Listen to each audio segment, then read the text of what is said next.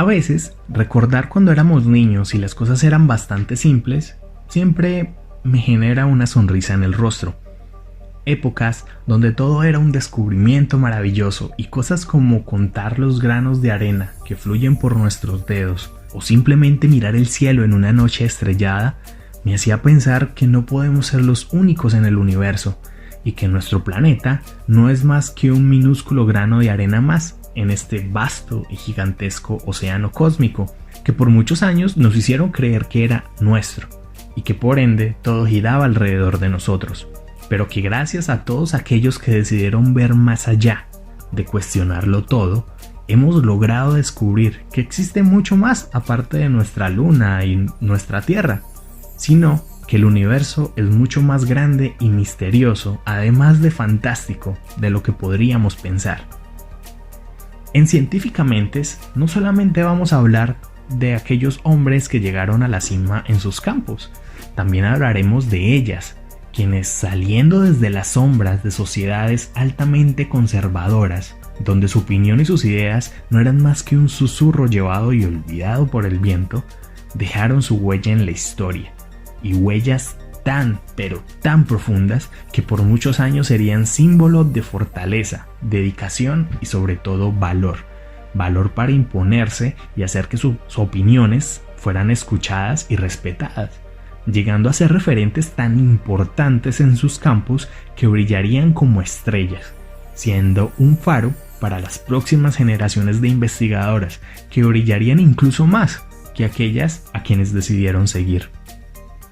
En este episodio vamos a hablar de una mujer muy especial, una mujer cuya curiosidad por el universo y que gracias a esa pasión por saber qué era lo que nos rodeaba, desarrolló un sistema que permitió y que aún permite clasificar los astros luminosos. Vamos a hablar en el tercer episodio de Científicamente de Annie Jump Cannon, la mujer que nunca dejó de mirar el cielo. Annie Jump Cannon nació el 11 de diciembre de 1863 en Dover, Delaware, Estados Unidos, siendo la mayor de 3 hermanos. Su padre, Wilson Cannon, era senador estatal y constructor de barcos que vivía con su segunda esposa, Mary Jump. Y aquí podríamos pensar que la curiosidad y la pasión vienen de familia, puesto que su madre, Mary, fue la que le enseñó astronomía cuando Annie era solo una niña, enseñándole las constelaciones sobre el cielo nocturno y adquiriendo la costumbre de vida, que sería observar las estrellas desde su casa, donde anotaba observaciones sobre cada una de ellas. Annie asistió al Wellesley College a sus 17 años en 1880, donde estudió física, matemáticas, biología y astronomía. Además, aprendió a interpretar la información obtenida de los espectroscopios. Un espectroscopio básicamente es un instrumento que sirve para medir las propiedades de la luz en una determinada porción del espectro electromagnético.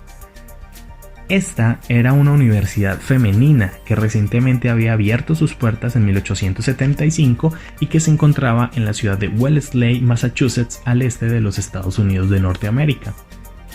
Los fundadores de esta universidad quisieron entregarle a las mujeres una excelente educación liberal, tanto así que el logo de la universidad o la frase de la universidad está basada en una cita bíblica que dice, y cito, "No he venido a ser servido, he venido a servir", con la intención de que las mujeres dejaran de lado los pensamientos conservadores de la época y se dedicaran en pro de servir a la ciencia. Entre sus docentes, Annie tuvo la suerte de aprender con Sarah Whiting. Sarah fue contratada como física en el año de 1875 y había formado parte del Departamento de Física Experimental de Wellesley. Por consejo del director de esta universidad, Sarah asistió a conferencias impartidas por Charles Pickering en el MIT, donde Pickering invitó a Sarah para que observara las nuevas técnicas y las nuevas metodologías que se estaban aplicando a la astronomía moderna en esa época. Después de esto, Sarah empezó a impartir un curso de astronomía aplicada en Wellesley y en 1880 Annie asistiría. Esta mujer sería de gran importancia para Cannon en el futuro. 4 años después, con su título de física y animada de nuevo por su madre, Annie se dedicó a viajar por Europa, donde desarrolló el gusto por la fotografía, la cual era un arte novedoso y costoso en la época. Aquí, Annie se dedicó a observar el cielo desde el otro lado del mundo, fotografiando diferentes estrellas y constelaciones, donde fue creando un abundante catálogo de imágenes. Tras graduarse y haber regresado de Europa, Annie volvió a Dover, donde, al ver a su madre cada vez más frágil, decidió cuidarla personalmente durante los últimos años de su vida, dedicando sus horas libres al estudio de la astronomía, la cual se había convertido para ella en una verdadera pasión. Poco tiempo después, Annie Jam Cannon sufriría de fiebre escarlatina, la cual es una enfermedad bacteriana que se caracteriza por un sarpullido rojo brillante que afecta a la mayor parte del cuerpo. Debido a esta enfermedad, Annie sufrió de una sordera aguda irreparable que la aisló del mundo e hizo de ella una mujer introvertida que solo era feliz con sus estrellas. Al fallecer su madre en 1894 y sumida en la tristeza, decidió buscar su propio destino, regresar a Massachusetts, donde se contactó de nuevo con su antigua y querida profesora Sarah Whiting para pedirle que le consiguiera un empleo como profesora de física. Sarah la recordaría con mucho cariño y de inmediato fue contratada como profesora junior de física, a la par de que iría perfeccionando sus conocimientos sobre medidas espectroscópicas. Al comprobar su impresionante y magnífica inteligencia y el interés que tenía por la astronomía, sus superioras la enviaron a estudiar astronomía en el Radcliffe College. Esta universidad femenina se encuentra en Cambridge, Massachusetts, y está adscrita a la Universidad de Harvard. Allí recibió clases de Charles Pickering, uno de los científicos más importantes de la época y director en el momento del Observatorio Astronómico de Harvard. Este observatorio comenzó a ganar fama por su investigación fotográfica. Allí, Annie fue contratada en 1896 por Pickering como asistente, donde ganaba 50 centavos la hora. A partir de esta fecha, Annie haría parte de un grupo de mujeres llamadas las calculadoras de Harvard, aunque tristemente, a menudo despectivamente, se les llamaban las mujeres de Pickering o el harem de Pickering. Este grupo de mujeres se encargaba de catalogar estrellas variables y clasificar sus espectros desde la estación de Arequipa. Según Pickering, él creía que las mujeres eran mucho más meticulosas y pacientes para este tipo de trabajos, además de que cobraban menos que los hombres. Una vez contratada, empezó a examinar las brillantes estrellas del hemisferio sur, desarrollando distintas mejoras en el sistema de catalogación de estrellas de Pickering. Su ojo experto era increíble. Desde 1911 hasta 1915 clasificó 5.000 estrellas al mes, incluso llegando a clasificar alrededor de 300.000 cuerpos estelares mensualmente. Sumado a esto, descubrió 300 estrellas variables. Estas estrellas son aquellas que, vistas desde la Tierra, experimentan una variación en su brillo o fluctúan en el transcurso del tiempo. Annie habló sobre estas estrellas en un artículo llamado Bibliografía de las Estrellas Variables, un compendio de 60.000 tarjetas. Además de esto, Annie Jam Cannon ayudó a completar el catálogo de estrellas de Henry Draper, escribiendo 9 volúmenes clasificando cerca de 250.000 estrellas. Henry Draper era un médico y astrónomo que fotografiaba las estrellas. La esposa de Draper, Anna Draper, también hizo parte de las calculadoras de Harvard, aunque fueron criticadas por realizar un trabajo considerado una disciplina de hombres. Existen 3 factores para clasificar estrellas, que son de clase espectral, el color y la magnitud absoluta. Cannon se centró en la primera, que consiste en estudiar la luz que emiten.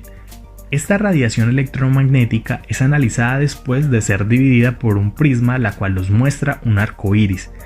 Dentro de esto se observan unas llamadas líneas de absorción, las cuales son unos saltos o manchas negras en el arco iris que impiden que el espectro sea continuo.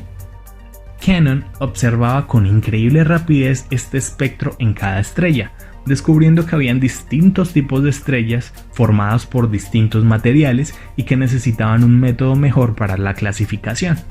Para la época, tanto Pickering como su colaboradora Williama Fleming, la cual fue la primera mujer en ser vinculada a la Sociedad Real Astronómica o Royal Astronomical Society de Londres, habían trabajado en un sistema de clasificación de estrellas pero basado en su temperatura. Sin embargo, Cannon, junto con otra de sus colaboradoras investigadoras, Antonia Maury, desarrollaron el método de clasificación de Harvard o sistema de clases espectrales denominado OBAFGM, basado en la memotecnia y cito, "Oh, be a fine girl, kiss me", donde las siglas provienen de la primera letra de la frase, siendo la frase memotécnica más famosa de la astronomía. Este sistema de clasificación sería convertido como el único método oficial de la Unión Astronómica Internacional en el año de 1922. Algunas de las computadoras de Harvard fueron Antonia Maury. A esta mujer se le ocurrió un método para descubrir el tamaño relativo de las estrellas según su espectro.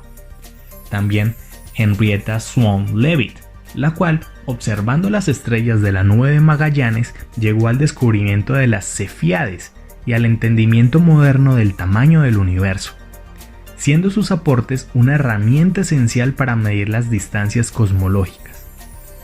Tristemente, y como se mencionó anteriormente, aunque algunas de estas mujeres eran muy bien estudiadas y graduadas en astronomía, su salario era similar al de un trabajador masculino sin oficio, ganando más que una mujer trabajando en una fábrica, pero menos que una oficinista.